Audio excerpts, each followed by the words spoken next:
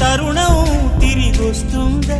ప్రతి పూటొక పుటలా తన పాఠం వివరిస్తుందా?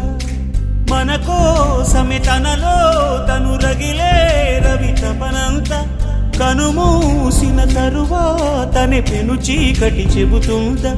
కడతేరని పయనాలెన్ని, పడదోసిన ప్రణయాలెన్ని అని తిరగే ఛాయా చరిత పుటలు, వెను చూడక ఉరికే కథలు, తమ ముందు తరాలకు స్మృతుల చితులు అందించాలా ప్రేమికులు.